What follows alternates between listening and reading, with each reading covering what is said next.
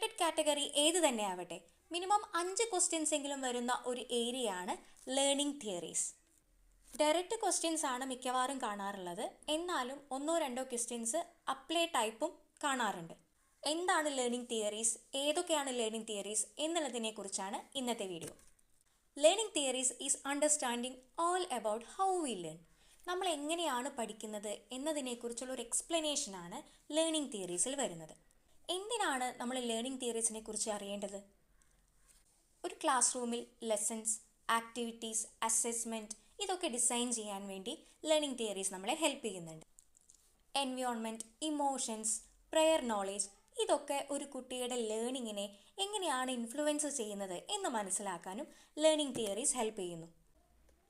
ഒരു inclusive and engaging ആയിട്ടുള്ളൊരു class room develop ചെയ്യാൻ വേണ്ടിയിട്ട് അല്ലെങ്കിൽ ഡിസൈൻ ചെയ്യാൻ വേണ്ടിയിട്ട് ടീച്ചറെ ഹെൽപ്പ് ചെയ്യുന്നത് ലേണിംഗ് തിയറീസ് ആണ്. എങ്ങനെയാണ് പഠനം നടക്കുന്നത് എന്നതിനെക്കുറിച്ച് പല റിസർച്ചേഴ്സിനും പലതരത്തിലുള്ള ഐഡിയാസ് ആണുള്ളത്. അപ്പോൾ ഈ റിസർച്ചേഴ്സിൻ്റെയൊക്കെ കാഴ്ചപ്പാടുകളെ നമ്മൾ ലേണിംഗ് തിയറീസിൽ തന്നെ ക്ലാസിഫൈ ചെയ്തിട്ടുണ്ട്. ലേണിംഗ് തിയറീസിൻ്റെ 2 ക്ലാസിഫിക്കേഷൻസ് ആണ്. 1 ബിഹേവിയറിസ്റ്റ് തിയറീസ്, 2 കോഗ്നിറ്റിവിസ്റ്റ് തിയറീസ്. ഇതിൽ ബിഹേവിയറിസ്റ്റ് തിയറീസിനെ കുറിച്ച് നോക്കാം. ബിഹേവിയറിസ്റ്റ് തിയറീസിൽ പറയുന്നത് എന്താണെന്ന് വെച്ച് കഴിഞ്ഞാൽ, എല്ലാ ബിഹേവിയേഴ്സും ഉണ്ടാവുന്നത് അല്ലെങ്കിൽ എല്ലാ ബിഹേവിയേഴ്സും ഡെവലപ്പ് ചെയ്യുന്നത് കണ്ടീഷനിങ്ങിലൂടെയാണ് എന്നാണ് പറയുന്നത്. ഇൻറ്റേർണൽ തോട്ട്സ് അല്ല, പകരം ഒബ്സർവബിൾ ആയിട്ടുള്ള ബിഹേവിയറുകളാണ് നമ്മൾ ഒരാളുടെ ബിഹേവിയർ കൺട്രോൾ ചെയ്യാൻ വേണ്ടി പഠിക്കേണ്ടത് എന്നാണ് ബിഹേവിയറിസ്റ്റ് തിയറീസിൽ പറയുന്നത്. എല്ലാതരം ബിഹേവിയേഴ്സും കണ്ടീഷനിങ്ങിലൂടെയാണ് പഠിക്കുന്നത് എന്നാണ് ബിഹേവിയറിസ്റ്റ് തിയറീസിൽ പറയുന്നത്.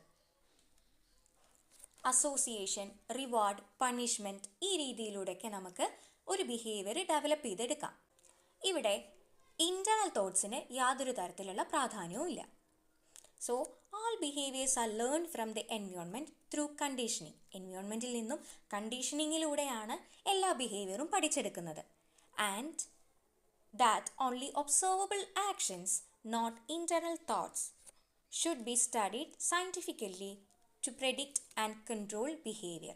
ഒരു ബിഹേവിയറിനെ കൺട്രോൾ ചെയ്യാനും പ്രെഡിക്റ്റ് ചെയ്യാനും ഒബ്സർവബിൾ ആയിട്ടുള്ള ആക്ഷൻസ് ആണ് നമ്മൾ സയൻറ്റിഫിക്കലി സ്റ്റഡി ചെയ്യേണ്ടത് എന്നാണ് ബിഹേവിയറിസ്റ്റ് തിയറീസിൽ പറയുന്നത്. അപ്പോൾ അവിടെ ഇൻറ്റേർണൽ ആയിട്ടുള്ള നമ്മുടെ ഉള്ളിലുള്ള തോട്ട്സിനൊന്നും അവിടെ ഇമ്പോർട്ടൻസ് ഇല്ല എന്നാണ് പറയുന്നത്. അപ്പോൾ ബിഹേവിയറിസം എന്ന് പറയുന്നത് നമ്മുടെ പഴയ കാലത്ത് സ്കൂളുകളിലൊക്കെ ശീലിച്ചിരുന്ന ഒരു രീതിയാണ്. പണിഷ്മെൻറ്റിലൂടെ, റിവാർഡുകൾ കൊടുക്കുന്നതിലൂടെയൊക്കെ കുട്ടികൾ എന്ത് ചെയ്യാണ്, നമ്മൾ ട്രെയിൻ ചെയ്തെടുക്കുകയാണ്, ഒരു ബിഹേവിയർ അവരിൽ വളർത്തിയെടുക്കുകയാണ് ചെയ്യുന്നത്. അത്തരത്തിലുള്ള ഒരു രീതിയാണ് ബിഹേവിയറിസം എന്ന് പറയുന്നത്. സ്റ്റിമുലസ് റെസ്പോൺസ് റിലേഷൻഷിപ്പാണ് ഏറ്റവും മെയിനായിട്ട്, ഏറ്റവും ഇമ്പോർട്ടൻ്റ് ആയിട്ട് ഇവർ കാണുന്നത്. 3 തിയറീസാണ് ബിഹേവിയറിസ്റ്റ് തിയറീസിൽ വരുന്നത്. Classical conditioning theory, trial and error theory and operant conditioning. പിന്നീട് വരുന്നത് കോഗ്നിറ്റിവിസ്റ്റ് തിയറീസ് ആണ്. കോഗ്നിറ്റിവിസ്റ്റ് തിയറീസിൽ വരുന്നത് എന്താണെന്ന് വെച്ച് കഴിഞ്ഞാൽ, നമ്മുടെ ബിഹേവിയറിസം അല്ലെങ്കിൽ ലേണിംഗ് എന്ന് പറയുന്നത് ഒരു മെൻ്റൽ പ്രോസസ്സിനെ ബേസ് ചെയ്തിട്ടാണ് നടക്കുന്നത് എന്നാണ്. നമ്മുടെ മെൻ്റൽ പ്രോസസ്സായിട്ടുള്ള തിങ്കിങ്, മെമ്മറി, അതുപോലെ പെർസെപ്ഷൻ ഇതൊക്കെ ബേസ് ചെയ്തിട്ടാണ് ഒരു കുട്ടിയുടെ ലേണിംഗ് ഉള്ളത് അല്ലെങ്കിൽ ആ കുട്ടിയുടെ ബിഹേവിയർ സംഭവിക്കുന്നത് എന്നാണ് കോഗ്നിറ്റിവിസ്റ്റ് തിയറീസിൽ പറയുന്നത്. കോഗ്നിറ്റിവിസ്റ്റ് തിയറീസിൽ വരുന്ന ഇമ്പോർട്ടൻ്റ് ആയിട്ടുള്ള തിയറീസാണ് genetic epistemology, discovery learning, social cognitive theory etcetera. ഇതല്ലാതെ ഇനിയും തിയറീസ് ഉണ്ട്. അപ്പോൾ നമ്മൾ ഫസ്റ്റ് പറഞ്ഞത് ലേണിംഗ് തിയറീസ് എന്താണ്, എന്തുകൊണ്ടാണ് ലേണിംഗ് തിയറീസ് ഇമ്പോർട്ടൻ്റ് ആയത്. ലേണിംഗ് തിയറീസിന് 2 ഡിവിഷൻസ് ഉണ്ട്. ആ ഡിവിഷൻസ് ആണ് ബിഹേവിയറിസ്റ്റ് തിയറീസും അതുപോലെ കോഗ്നിറ്റിവിസ്റ്റ് തിയറീസും. ഇതിൽ ബിഹേവിയറിസ്റ്റ് തിയറീസ് എന്ന് പറഞ്ഞു കഴിഞ്ഞാൽ ഒരു ബിഹേവിയർ അല്ലെങ്കിൽ ലേണിംഗ് എന്ന് പറയുന്നത് കണ്ടീഷൻ ചെയ്തെടുക്കാൻ പറ്റുമെന്നാണ് പറയുന്നത്. അവിടെ സ്റ്റിമുലസ് ആൻഡ് റെസ്പോൺസ് ആയിട്ടുള്ള ഒരു ലിങ്ക് ആണ് ഇമ്പോർട്ടൻ്റ് ആയിട്ട് വരുന്നത്. പിന്നെ പറഞ്ഞത് കോഗ്നിറ്റിവിസ്റ്റ് തിയറീസ് ആണ്. കോഗ്നിറ്റിവിസ്റ്റ് തിയറീസിൽ പറയുന്നത് ലേണിംഗ്, ബിഹേവിയർ എന്നൊക്കെ പറയുന്നത് മെൻ്റൽ പ്രോസസ്സിനെ ബേസ് ചെയ്തിട്ടാണ് ഉള്ളത് എന്നാണ്. ബിഹേവിയറിസ്റ്റ് തിയറീസിൽ വരുന്ന ഫസ്റ്റ് തിയറിയാണ് classical conditioning theory. Classical conditioning theory കൊണ്ടുവന്നത് അതിൻ്റെ വക്താവ് എന്ന് പറയുന്നത് ഇവാൻ പെട്രോവിച്ച് പാവ്ലോവ് ആണ്. ഈ ഫിഗറിൽ കാണുന്ന ഇദ്ദേഹമാണ് പാവ്ലോവ്. അപ്പോൾ ക്ലാസിക്കൽ കണ്ടീഷനിങ് തിയറി കൊണ്ടുവന്നത് പാവ്ലോവാണ്. അതൊരു ഡയറക്റ്റ് ക്വസ്റ്റ്യൻ തന്നെയാണ്. ഒരു മാർക്ക് നമുക്ക് ഇവിടുന്ന് തന്നെ സ്കോർ ചെയ്യാൻ വേണ്ടിയിട്ട് പറ്റും. പിന്നെ അദ്ദേഹത്തിൻ്റെ എക്സ്പെരിമെൻറ്റിലേക്കാണ് നമ്മൾ വരുന്നത്. അദ്ദേഹത്തിൻ്റെ എക്സ്പെരിമെൻറ്റ് ഒരു ഡോഗിലാണ് അദ്ദേഹം എക്സ്പെരിമെൻറ്റ് നടത്തിയത്. അദ്ദേഹത്തിൻ്റെ ഒരു ഡോഗ് ഉണ്ടായിരുന്നു. ആ ഡോഗിന് അദ്ദേഹം ഫുഡ് കൊടുത്തുകൊണ്ടാണ് എക്സ്പെരിമെൻറ്റ് സ്റ്റാർട്ട് ചെയ്തത്. അപ്പോൾ 4 സ്റ്റേജസ് ഉണ്ട് നമ്മൾ കൊടുത്തിട്ട് 1, 2, 3, 4 ഇങ്ങനെ 4 സ്റ്റേജസ് ഉണ്ട്. അപ്പോൾ ഫസ്റ്റ് സ്റ്റേജിൽ അദ്ദേഹം ഫുഡ് കൊടുക്കുന്നുണ്ട്. ഫുഡ് കാണുന്ന സമയത്ത് ഡോഗിന് എന്ത് സംഭവിക്കും? വായിൽ നിന്ന് വെള്ളം വരും, സലൈവേഷൻ സംഭവിക്കും അല്ലേ? അപ്പോൾ ഫുഡിൻ്റെ അവിടെ അൺകണ്ടീഷൻഡ് സ്റ്റിമുലസ് എന്ന് കൊടുത്തിട്ടുണ്ട്. എന്താണത്? ഫുഡ് എന്ന് പറയുന്നത് ഒരു നാച്ചുറൽ സ്റ്റിമുലസ് ആണ്. എന്താണ് സ്റ്റിമുലസ്? എന്തെങ്കിലും തരത്തിലുള്ള റെസ്പോൺസ് ഉണ്ടാക്കുന്ന ഒരു ട്രിഗറിനെയാണ് നമ്മൾ സ്റ്റിമുലസ് എന്ന് പറയുന്നത്. അപ്പോൾ ഇവിടെ ഒരു നാച്ചുറൽ സ്റ്റിമുലസ് ആണ് ഫുഡ്. അത് നമ്മൾ കണ്ടീഷൻ ചെയ്തിട്ടൊന്നുമില്ല, നാച്ചുറലായിട്ട് ഉണ്ടാകുന്ന ഒരു സ്റ്റിമുലസ് ആണ് ഫുഡ് എന്ന് പറയുന്നത്. ആ ഫുഡ് കാണുമ്പോൾ ഡോഗിന് ഉണ്ടാകുന്ന റിയാക്ഷൻ ഈസ് ഓൾസോ അൺകണ്ടീഷൻഡ് ആയിട്ടുള്ള റെസ്പോൺസ് ആണ് അവിടെ ഉണ്ടാകുന്നത്. അപ്പോൾ ഫസ്റ്റ് സ്റ്റേജിൽ നമ്മൾ അൺകണ്ടീഷൻഡ് ആയിട്ടുള്ള ഒരു സ്റ്റിമുലസ് ആണ് കൊടുത്തത്.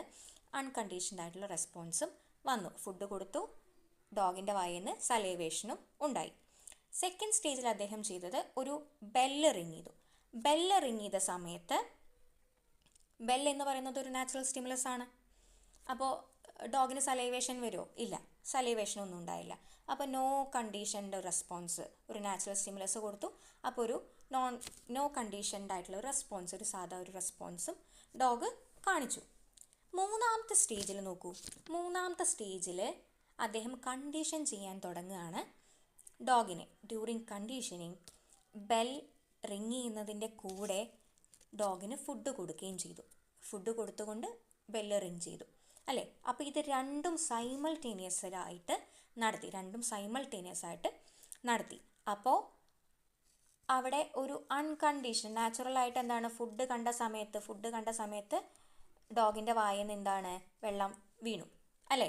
അപ്പോൾ അത് സലൈവേഷൻ ഉണ്ടായി. ഫുഡ് കണ്ടപ്പോഴാണ് ശരിക്കും ആ റിയാക്ഷൻ അവിടെ വന്നത്. അതൊരു അൺകണ്ടീഷൻഡ് റെസ്പോൺസ് ആണ് അവിടെ സംഭവിച്ചത്. എന്നാൽ നാലാമത്തെ സ്റ്റേജിൽ എന്താണ് സംഭവിച്ചത് നോക്കൂ.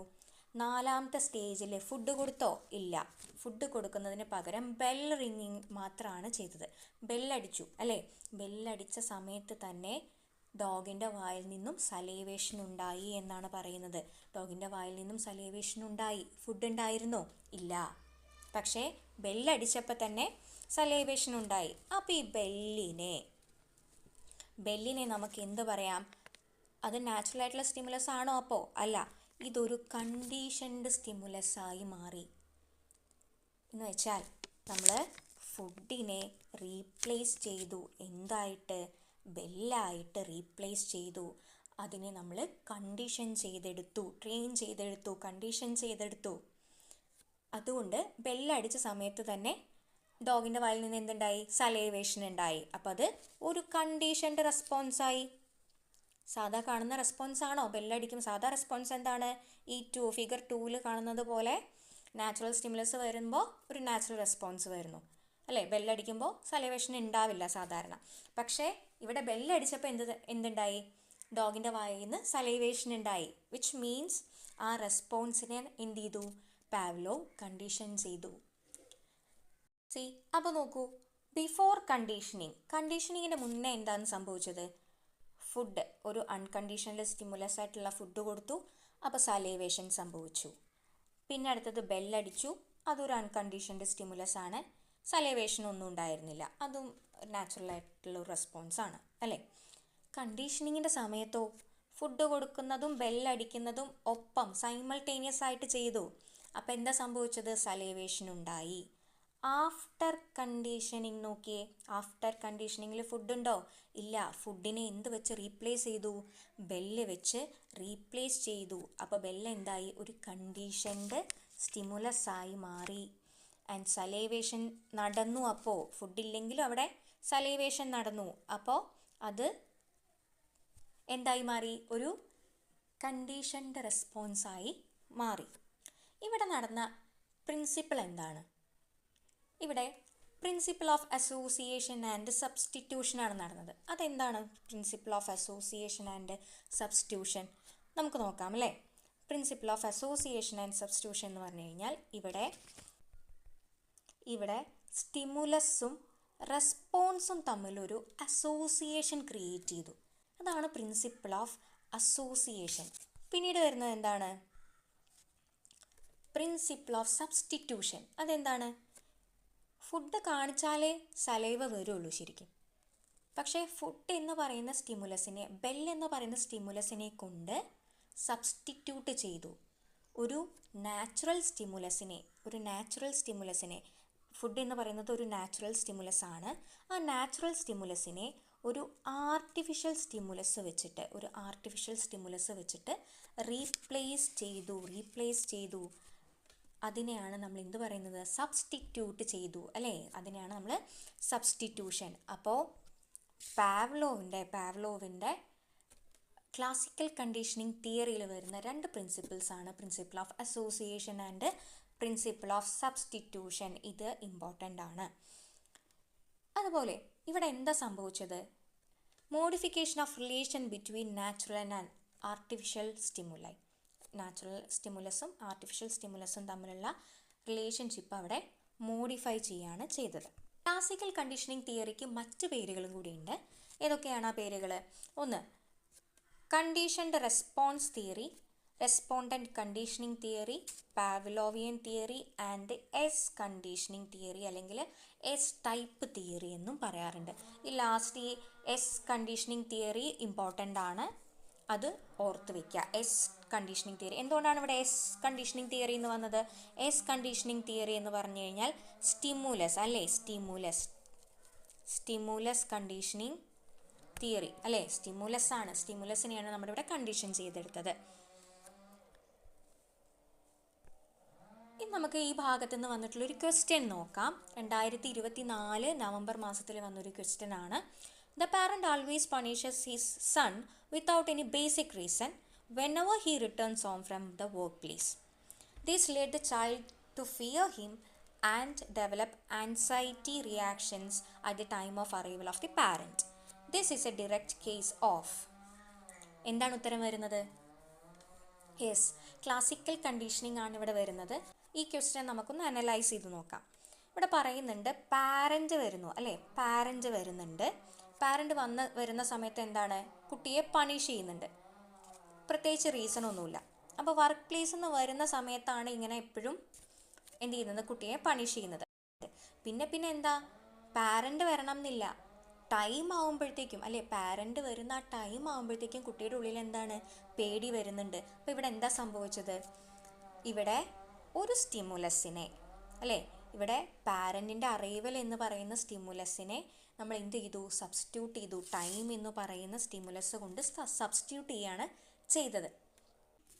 ബിഹേവിയറിസ്റ്റ് തിയറീസിൽ ഇനി വരുന്നത് ട്രയൽ ആൻഡ് എറർ തിയറി, അതുപോലെ തിയറി ഓഫ് അപ്പാരൻറ്റ് കണ്ടീഷനിങ്. ഈ രണ്ട് തിയറീസും അടുത്ത വരുന്ന ക്ലാസ്സിൽ കൂടുതലായിട്ട് എക്സ്പ്ലെയിൻ ചെയ്യാം.